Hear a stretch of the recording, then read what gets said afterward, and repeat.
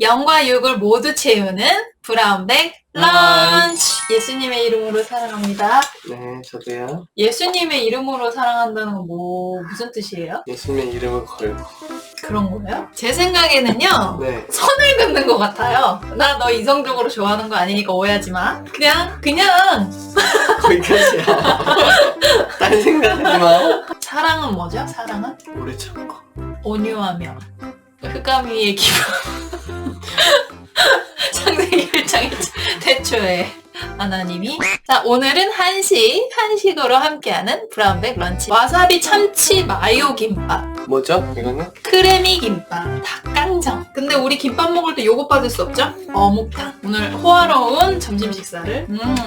하나님 감사합니다. 맛있어요. 오늘은 어느 부분이냐면 출애굽기 7장 14절에서 11장 10절. 지난 시간에 이제 모세가 바로를 대면을 하고 이스라엘 백성들에게 더 큰 노역이 시작이 되었죠. 그러니까 이제 모세가 하나님께 따지러 가서 하나님한테 격려를 받고 하나님의 구원 계획을 듣고 다시 한번 바로를 대면하는 모세의 모습을 마지막으로 보았어요. 요거를 좀 봐야 된다 했던 부분이 바로 하나님이 누구실까? 네, 알다. 요것이 15장까지 이어진다. 출애굽기 내러티브의 의도이기 때문에 하나님이 나는 어떤 하나님이다 라는 것을 알려주는 것을 초점을 맞춰서 볼 필요가 있다. 참치김밥 진리 아니죠. 진리는 하나님의 말씀만 진리죠. 닭강정하고 그 양념치킨하고는 뭐가 다르죠? 뭐가 다르죠? 여러분? 닭강정하고 양념치킨. 아시는 분 댓글 달아주시면은 하트 보내드리겠습니다. 그럼 10가지 제안 중에 첫 번째 제안을 함께 살펴볼까요? 10가지 제안.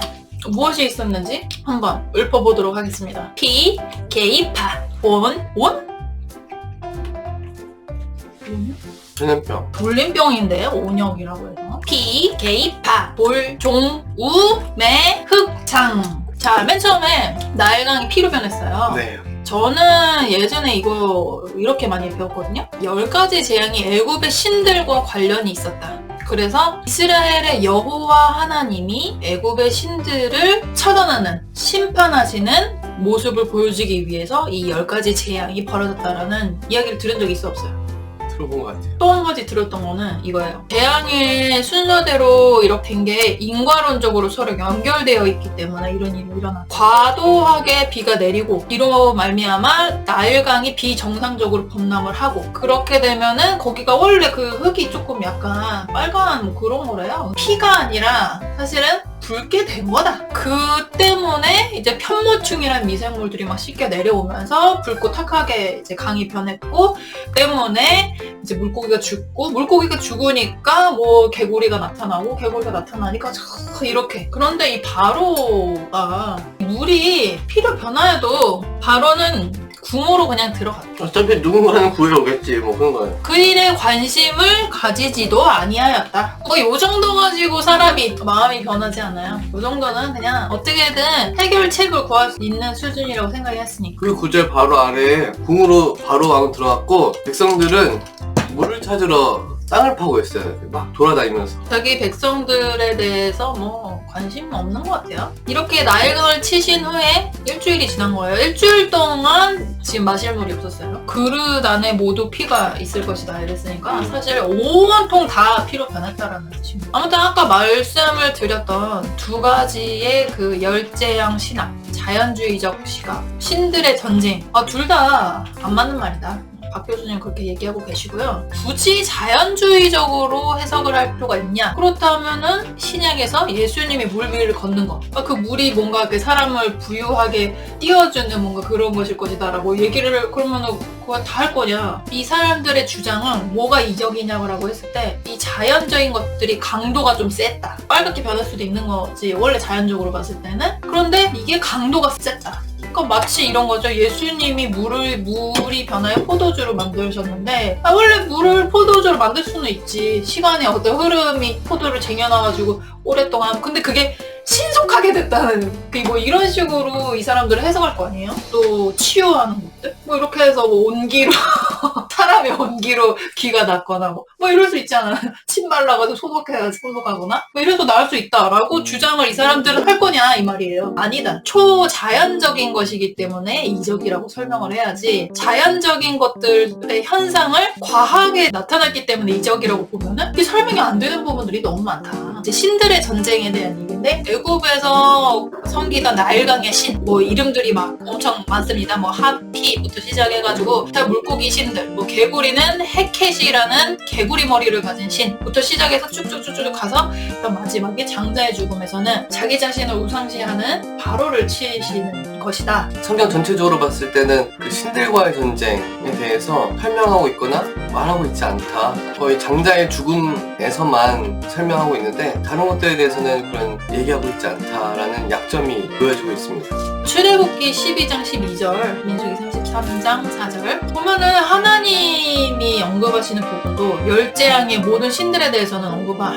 적이 없다. 그리고 민수기에서도 열재앙 전부를 얘기를 하지 않고 장자의 죽음만을 얘기한다. 애굽의 신들에 대해서 하나님 관심이 없다. 그렇죠. 존재하지도 않는 신들이. 그래서 우리는 과학적인 우리가 발견해낸 원리나 근거를 가지고 이 성경에서 하시는 말씀을 이해를 해보려고 하기보다는 일단 본문을, 맥락을 살펴야 되겠죠. 그 맥락을 살피면 하나님께서 계속해서 하시는 말씀들이 있죠. 모세를 통해서도 계속해서 이 말씀을 언급하십니다. 이 재앙과 일련의 이런 사건들을 통해서 이스라엘 백성뿐만 아니라 바로와 애굽의 사람들까지, 그리고 온천한 사람들까지 하나님을 알게 될 것이다. 7장 17절에 보시면 여호와가 이같이 이르노니 네가 이로 말미암아, 그러니까 이 재앙으로 말미암아, 네가 이로 말미암아 나를 여호와인 줄 알리라. 아, 이거 맨날 똑같은 말을 하는 것도 지겨울 것 같아요, 모세도. 저는 개인적으로 이거는 반복학습이다. 강조다. 바로가 이제 나중에는 결국 알게 되겠죠. 모세가 지겹게 얘기했던 그 말이 진짜였구나. 자연주의적 해석 있잖아요. 개구리 때 이게 자연적으로 이렇게 흘러가야 되잖아요. 그런데 여기서 보면은 개구리가 멈추는 시점이 있었어요. 모세가 바로에게 언제 개구리를 끝낼까요? 내일. 8장 10절에 바로가 정해요. 내일. 개구리를 철수할지 내가 강구해볼 테니까 언제면 좋겠습니까? 바로한테 이렇게 하니까 바로가, 내일. 하나님, 바로가 내일 끝내달라고 합니다. 이러니까 하나님이 응답을 하신 것을 보고 바로 당신은 뭘 알냐? 절에 왕의 말씀대로 하여 왕에게 우리 하나님 여호와와 같은 이가 없는 줄을 알게 하리니, 이거죠. 그래서 이 바로의 고집이 우리가 보기에는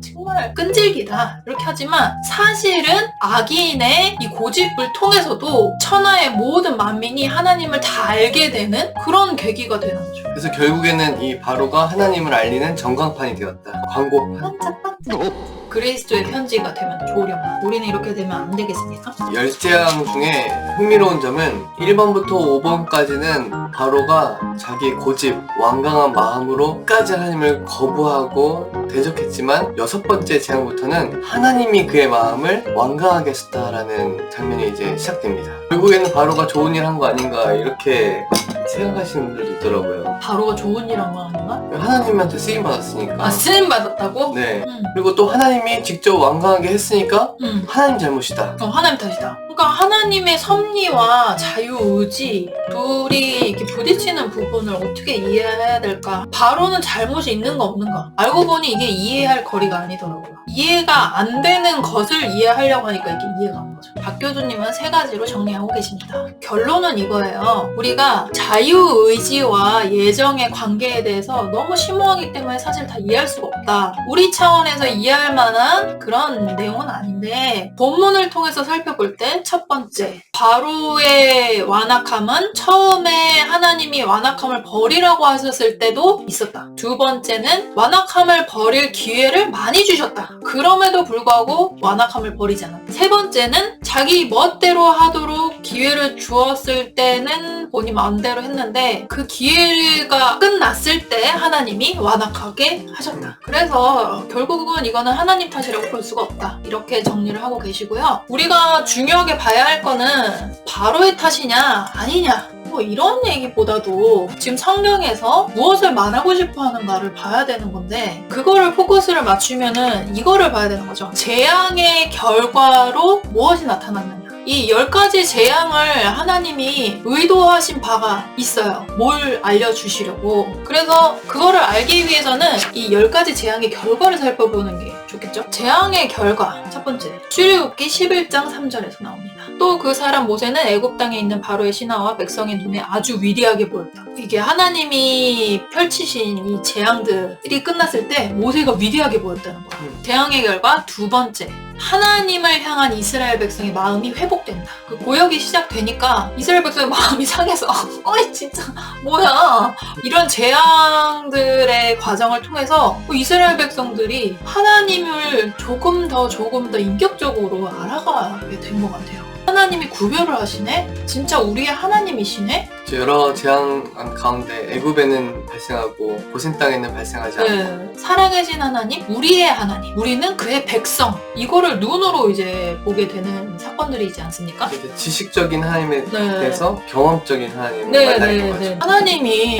이런 이적들을 베푸시는 분이시구나. 우리가 보이는 그 애굽의 5만 가지 것들이 다 이제 하나님의 심판 아래에 있구나. 누가 설명을 안 해줘도 10가지 재앙을 통해서 느끼게 된 거죠. 재앙의 결과 세 번째는 하나님의 예언들이 성취되는 결과를 가져오게 된다. 이거는 창세기에서 아브라함에게 하셨던 약속들이 이제 와서까지도 성취가 되어간다.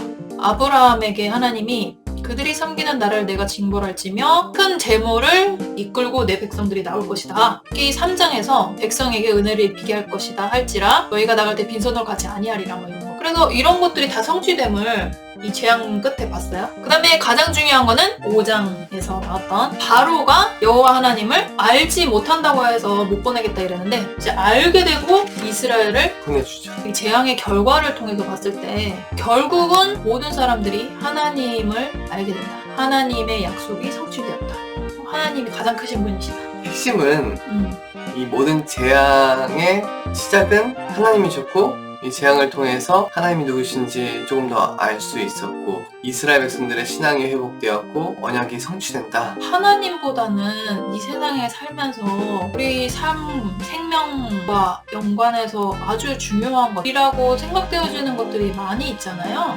그런데 그 모든 것들이 하나님의 주관하심의 아래에 있고 또 그런 것들이 없더라도 사실은 하나님의 심판보다는 아주 하잘데 없을 정도의 그런 것들이다. 그래서 요거 없으면 나 죽겠다 뭐 이런 것들 있잖아요. 굳이 그럴 필요 없을 것 같아요. 코로나로 두려워하기보다는 그리고 이걸 통해서 하나님 왜 이러실까? 뭐 이런 사람들이 있는데 하나님의 의도는 다 있죠. 그렇죠. 그게 어떤 결과로 나타날 것 같으세요? 두 가지로 볼 수 있을 것 같은데 첫 번째는 하나님이 누구신지가 더 알게 될 것 같고 두 번째는 성도들의 신앙이 더 회복이 될 것 같다. 믿음이 더 강해지지 않을까요? 그래서 이 모든 것을 주관하시는 분은 하나님이시다라는 거를 우리 성도님도 잊으시면 안 될 것 같아요. 네.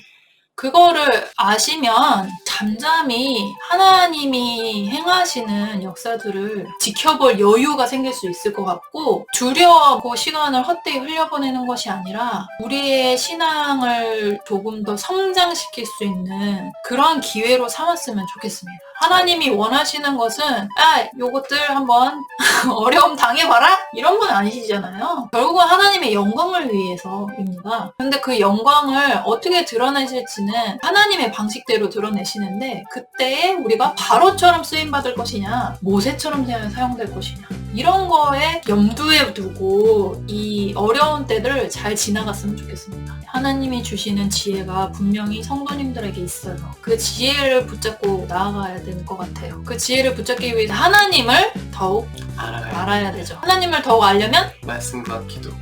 네, 말씀과 기도 여기까지 하도록 하겠습니다. 브라운백 런치